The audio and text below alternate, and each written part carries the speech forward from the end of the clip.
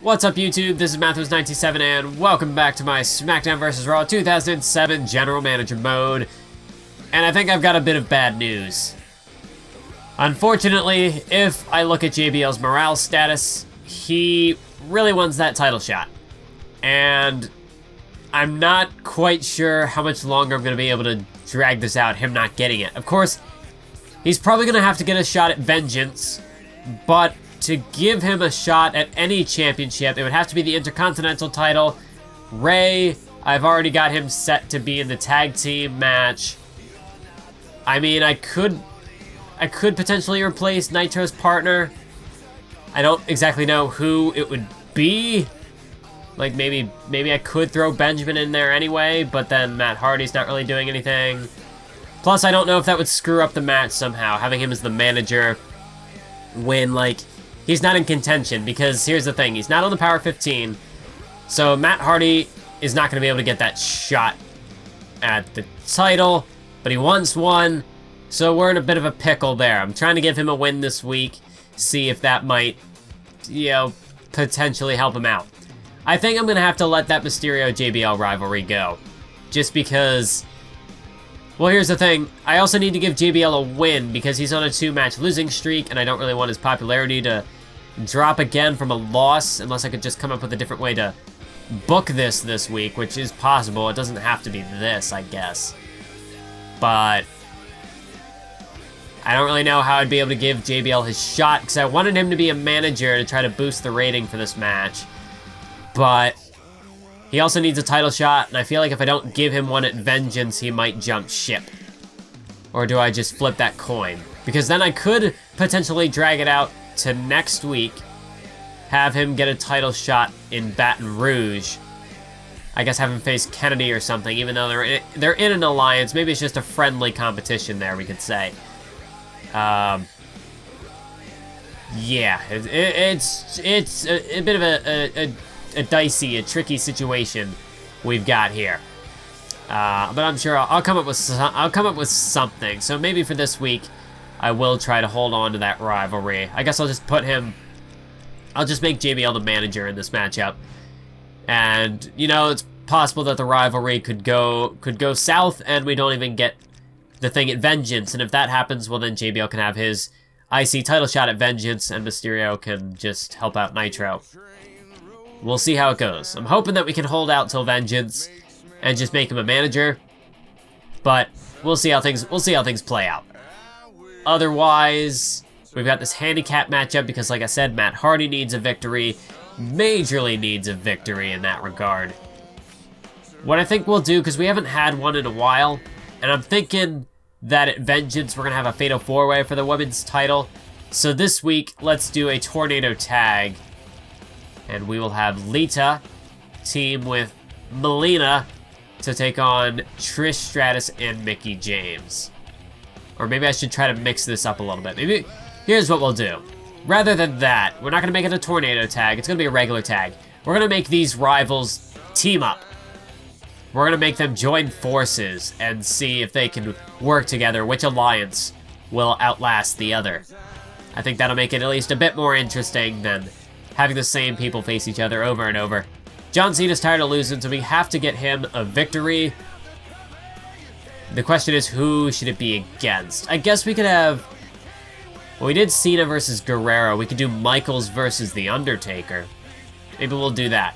Try to give Michaels the win over Taker, and that can give Cena the boost as well, sort of some residual popularity. A residual victory? Something like that. Plus, this will get us to the pay-per-view not having Taker and Cena face each other. I like it. I like it. That'll work for me. And just looking at who we've got left, we have Kennedy, Foley, and Triple H. Okay, that's actually a bit of a problem because I don't have an open match for that. So, okay, change of plans. Change of plans. We're going to have Lita take on Melina and have Trish take on Mickie, I guess. We're going to have to do it that way. I don't, like, it was sort of well, no, it wasn't broken. It was just different mechanics back in 2006, where this would account for 2 weeks of a rivalry. But then again, I guess it really... Oh, I got that wrong. I suppose it shouldn't count as 2 weeks, because like it was set up differently, where it was basically, you didn't even have to set things up. You could have people in a match, and that would count as the... that would count for the... What's the word I'm looking for? It would count for that week of the rivalry. So like... Or no, it would just initiate it, so you can have them face each other. So it went, rather than by weeks, it went by matches. This goes by weeks, rather than matches. No, 2006 went by matches, not weeks. This goes by weeks, not matches. So that was what I was trying to say there. I don't know if I really want to do this, though, because Mickey, Trish... I feel like if I do this combo of matches, then the women... There's nothing to do with the women after this, because we've already seen it before. But that I guess is just the problem with GM mode. You can't really factor the women in too many different ways because you have a max of 7. And, well, that's more so a problem with the women's division rather than a problem with the mode, because there are only so many combinations you can do before you run out of them. So maybe I have a different idea, as I keep bumping my computer that's sitting in front of me. I did that last episode too. What I think I'll do this time is, let's have... Do I want to have Cena with Trish or Cena with Mickey? I think I've already done Cena and Mickey, but was that a mixed tag or was it... Okay, so the first time I did it, it was a mixed tag and not a singles match. So this gives me the excuse to have Mickie James this time with John Cena again, but it's a singles match rather than a mixed tag, and it'll be Lita instead of Tori, because Tori wasn't... We really didn't have much use for Tori. So that's what I want. And then in this matchup, we will have, where is it? Should it be Guerrero? No, we don't want Guerrero and Michaels to face each other yet. We don't want that to happen. So we'll have Melina with Guerrero in her corner take on Trish with Michaels in her corner. But then I don't think that really fixes our problem, because we still only have 3 people to use. You know what? I think I'm just going to bite the bullet this week. We're going to bank on Mr. Kennedy giving us a massive boost in the ratings because it's the hometown. We're going to build it up. We are going to interview our Intercontinental Champion, Mr. Kennedy. We're going to do that. This matchup is just going to have to be thrown out. You know, SmackDown does it, and they can somehow get away with it. So this week, I guess we're just going to have to leave that blank. I wish I had someone else to throw in there, but I've taken some time trying to think of other ways to pair this, but also not, like, double dip with things that I haven't done before. And I'm drawing a blank. So I think this is what we're going to do. This is what we're going to do for this week. We're going to... Should I... You know what? Maybe instead of advertise, I should do a little extra promotion on the show. Just try to fire this stuff up. But who should I interview? Well, you know what? It's before the pay-per-view. We're going to go all out on the pay-per-view. Plus, we have a huge lead. I think one off week, I can afford it. Let's just count on that hometown bonus. Come on, Mr. Kennedy. That's going to be the match that we're going to play this week. Kennedy versus Foley. So let's do it. So I mentioned back in episode 1 that a lot of this series is going to be recorded as sort of like a backlog. You know, a lot of it recorded in advance. At the moment, I'm recording this session in January. Not sure when the videos are going to be uploaded. I think I'm up to episode 15 at the moment. But the reason why I'm doing this is because I would rather not bring my PlayStation 2 with me to college because I only have so much space in that dorm. And I'd rather not bring my entire house with me, if that makes sense. I think that sounds pretty reasonable, not wanting to bring all of my possessions with me. But as well, having a backlog like this, it helps keep, you know, I can get you guys consistent content. And, you know, unlike what I did, my Pokemon Gale of Darkness series, I did the same thing. And I really liked having that backlog, especially when I was moving into college and trying to make that adjustment. It was nice to have easily editable videos right there for me to just work with. But I feel like what I failed on with that series was I was working too hard to try to get the content done, and I didn't focus on quality as much because like the timing of when I recorded some of those episodes, I think it was like episode 32 to maybe 37. 36. Like 32 to 36, I thought could have been better than what they were. I was sort of all over the place, various tangents and whatnot.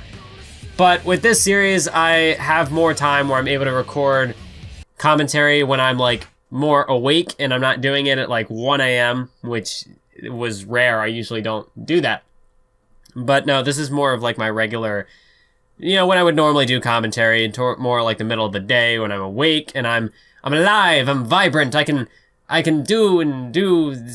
the things even if the words don't necessarily come to mind, but I have more energy and I can be more like myself and not a half-assed, half-asleep math whiz, if that makes sense. But having the backlog like this, it really helps because I can guarantee consistent content for you guys, and at the same time, it's not necessarily detracting from universe mode. Like, I don't have to worry about recording GM mode, and then, I still have to edit it. It'll all be recorded in advance, but I can't, I'm not gonna edit it in advance, because that just wouldn't really work.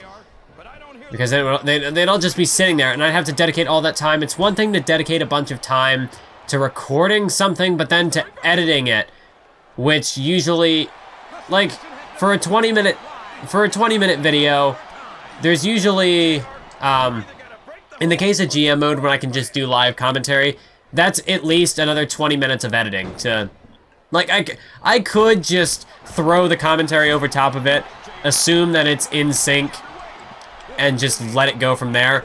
But usually I'll watch everything back just to make sure there wasn't any sort of, like, glitch-ups in the audio, or if there was, like, some sort of weird sound effect in the background, that I can cut that out.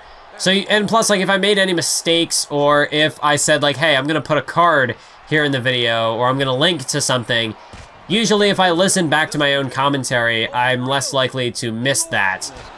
Although I have missed links before, because sometimes, oh wow, I just lost my finisher. I didn't, okay, that was unexpected. Regardless, usually I'll listen back to my commentary in full, because sometimes, especially like when I'm back at my house and my allergies are acting up some, because I'm allergic to cats and we have 3 of them, and plus the way that this house is like ventilated, it's not good. So usually like I'll have the sniffles when I'm back at my house. So I have to like cut those out, all that sort of stuff. So just trying to edit all of that out in a timely fashion while also trying to work on other videos at the time that I'm home from college, it's not feasible for me. So having the backlog helps, because then I can just edit them later on, and really all I'm doing in the editing department is just making sure that the commentary is in sync. If there are any audio peaks, I can fix those, make the audio more balanced, and as well as that, I can make sure that, I don't know. I had another thing that I was going to say about that, but I just lost my train of thought. Regardless, that means that I can focus on universe mode, and especially with something like WrestleMania, where that's going to take a majority of my time. It's nice to not have to focus on recording other content. Like when I was doing my career mode, I had to worry about recording that and universe mode. Whereas now that I've finished my career and I don't plan on going back to it, I don't have to worry about really recording anything else while I'm at college, other than maybe like a behind the universe script. But it's easier because I don't know exactly when all my free time to make commentaries is going to be. Whereas I can guarantee that I'll have free time to edit almost every day of the week. Commentary, not necessarily, because I don't like to do commentaries while my roommate is there, just because, they're pretty loud, and it's one thing if somebody in the hall hears me, but if my roommate's trying to study or, work on something, and I'm sitting over here in the corner of the room shouting, it's a little, difficult to focus, and that, if it were me, I'd be kind of annoyed. So I don't always have the free time to do commentary, so having pre-recorded videos like this really helps, because then all I have to do is edit it, and usually it's not too it's not really heavy edits. It's not that intensive of a project. So I like that, because then it's not much of a detractor from universe mode. The same goes with the Pokemon videos, because those are pre-recorded. It's nice. Although, once I finish this GM mode series, it's going to be interesting to see what I do next. Because, I mean, I could always revisit 2008. I do have an idea for sort of like a challenge mode type of GM mode, where I would limit who all I could draft, and try to focus on people who aren't normally utilized in a GM mode series, where they normally go for the main eventers, the more popular guys, because that's what the mode wants you to do, because otherwise you really can't survive. Ah, Foley, you jerk. But like, otherwise, if you don't go for those top tier main event guys, the guys that everybody uses, you're gonna lose, because the game is designed where you need to have popular superstars, and the same guys are always the popular superstars, because this game, it's not an evolving game like if you had a GM mode in every, like in modern day WWE games, where it would always refresh. Like if it were 2007 and YouTube was, if it was like 2007 in 2017, if that makes sense, people, like if you had an evolving GM mode series, then you could draft different people. It would be different each time. But you can't do that with the older games. Look at this. Green Bay Plunge. Green Bay Plunge in Green Bay, Wisconsin. Kennedy the cover on Foley. 1, 2, 3. Massive win for the Intercontinental Champion, Mr. Kennedy. The Intercontinental Champion gets a win in his hometown over the #1 contender for the WWE Championship. What a win for Kennedy. You can see the people are on their feet. Mr. Kennedy, what a main event. Mick Foley definitely brought the fight, but with a bit of an assist from Triple H, we'll say, Mr. Kennedy manages to eke out the victory here in Green Bay, Wisconsin. Going back to my topic though, I did have that idea for potentially doing another SmackDown vs. Raw 2008 GM mode series, just because the last time I did one, they were supposed to win. Mysterio and Nitro were supposed to win that match. Okay, so that kind of backfired. Lita get the win over Mickie James, so that also backfired. Trish a win over Melina. Okay. It's not what I wanted. It's not what I wanted to happen at all. So let's see, we probably lost fans that week. SmackDown, just don't be major amount. Oh my god, yeah. Yeah, that was not good. Not good at all. Kennedy, that made a 4-star match though, so that's good. They had a tables match with Hulk Hogan, so I mean, how are we gonna top tables and Hulk Hogan? We still had a 3-star show though, so it wasn't terrible. I mean, if we had a match to put in there, we probably, I'd have to say that not that we would have won this week, but we wouldn't have lost 110,000, maybe like 50,000. Oh, yeah, so they really did a much better job at spreading their talent this week. Why do they have Neidhart and Hart fighting each other? I don't understand this. I don't understand this logic. But we had The Rock defeat Kurt Angle in a steel cage match. Because titles every week to pop the ratings, am I right? Or title changes every week to pop the ratings. So Vengeance is coming up. Take a look at our emails. We got nothing. Nothing. Rivalries, everything is still looking good. I think we're going to have to cancel that one. Just because JBL needs a title shot. But now he's losing, so as soon as we give him that title shot, he is going to be upset about losing. So JBL just isn't having any luck. Unless he wins, which is possible. Nitro's winning streak was snapped. But he didn't lose any popularity, because he at least had that momentum going for him. Yeah, Hardy wanted a title shot, Cena's title losing. We get it, we get it. Just take a look at our popularity here, though. Kennedy right now is up to a 78. He really has jumped since winning that Intercontinental Championship. And that's kind of what I'm looking to do with Joey Mercury if I would bring him in. You know, try to push him up into like the 70s. You know, I was talking about having the sniffles.